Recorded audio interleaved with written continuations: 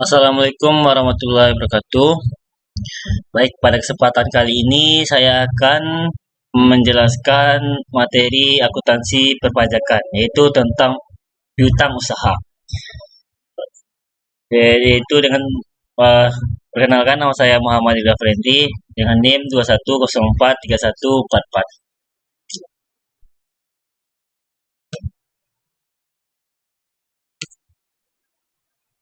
Satu, definisi piutang. Piutang adalah hak dari seseorang atau perusahaan yang dapat diklaim kepada pihak lain yang akan diterima dalam bentuk kas. Standar akuntansi mengelompokkan piutang sebagai set keuangan, di mana pengakuan dan pengukuran piutang diatur melalui PSAK nomor 55. Dua, pengajian piutang diatur dalam PSAK nomor 50 dan PSAK nomor 1. Klasifikasi piutang. Klasifikasi piutang pertama, piutang usaha, account receivable. Piutang dagang adalah jumlah yang akan dibayarkan oleh pelanggan sebagai akibat dari penjualan barang atau jasa secara kredit. Normalnya dapat ditagih dalam jangka pendek, kurang dari 1 tahun dalam siklus operasi normal. Atau piutang dagang merupakan tagihan yang timbul dari penyelenggaraan barang atau jasa secara kredit dalam rangka kegiatan usaha normal, termasuk pajak perambahan nilai (PPN) dan penambahan lainnya yang berhubungan langsung dengan penyerahan tersebut. Piutang kepada pihak ketiga. Piutang karena penyerahan kepada pihak lain yang tidak memiliki hubungan istimewa. Yang kedua, piutang dalam hubungan istimewa. Piutang karena penyerahan kepada pihak lain yang memiliki hubungan istimewa. Hubungan keluarga, pemilikan saham, dan hubungan ketergantungan. Piutang wesel merupakan janji tertulis yang formal untuk membayar piutang pada waktu tertentu. Dua, piutang lainnya.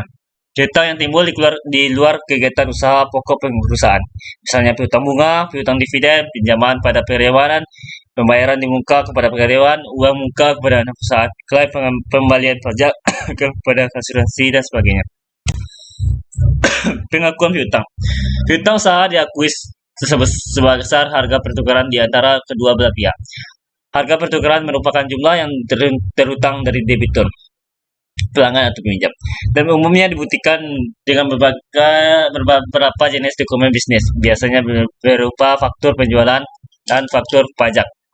Secara akuntansi, pengakuan piutang usaha terjadi pada saat penjualan kredit barang terkait. Jurnal terkait adalah sebagai berikut. Yang pertama, saat terjadi penjualan kredit, yaitu pada piutang usaha pada penjualan.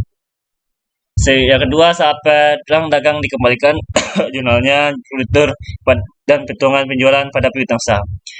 Ketiga, saat penagihan kas dalam periode diskon, jurnalnya adalah kas pada potongan penjualan piutang usaha. Ketentuan pajak. Untuk penjualan barang atau jasa secara kredit yang merupakan objek PPN yang dilakukan oleh penugasan kedap pajak PKP, diwajibkan menerbitkan faktur pajak selama-lamanya akhir bulan terjadi penjualan, dan nilai piutang usaha dicatat sudah termasuk PPN. Khusus untuk piutang hubungan istimewa disajikan secara pisah. Dua belah pihak melakukan transaksi disebut hubungan istimewa, yang apabila ada salah satu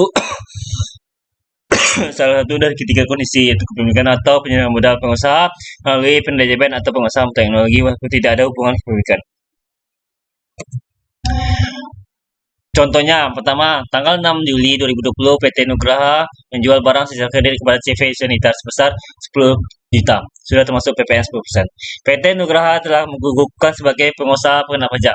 Sistem pencatatan persediaan menggunakan prefektual, di mana harga penjualan sebesar 6 juta. Jurnalnya itu piutang usaha sebesar 10 juta di debit kepada penjualan, dan penjualan sebesar 9.090.901 rupiah, dan PPN keluaran di kredit sebesar 909.099 rupiah. Yang kedua, HPP pada persediaan barang sebesar 6.500. Metode pencatatan piutang terlagi. Metode cadangan. Metode penyisiran merupakan suatu estimasi yang dibuat menyangkut perkiraan piutang terlagi dari semua penjualan kredit atau dari total piutang beredar. Estimasi dicatat ini sebagai biaya piutang terlagi di debitur dan sedangkan piutang terlagi di kredit dalam periode di mana penjualan kredit itu dicatat. Metode penghapusan piutang langsung. Dalam metode ini, jumlah piutang yang sudah tidak tertagih lagi langsung dihapus. Dengan mendebit beban piutang tertagih dan mengkredit piutang usaha pada periode terjadi piutang tersebut. Ketentuan pajak. Menurut ketentuan pajak, metode piutang tertagih diperkenalkan hanya metode penghapusan langsung, kecuali untuk bank, lembaga keuangan non-bank, usaha tertentu berdasarkan ketentuan pasal 9 ayat 1. Huruf C, Undang-Undang PPH nomor 4 berbentuk cadangan adalah cadangan piutang tertagih untuk usaha bank dan badan usaha lainnya yang menyangkut kredit, sewa guna usaha dan hak opsi, perusahaan pembiayaan konsumen dan perusahaan anjak piutang. Cadangan untuk usaha asuransi termasuk cadangan bentuk sosial yang dibentuk oleh Badan Penanggulangan Jaminan Sosial.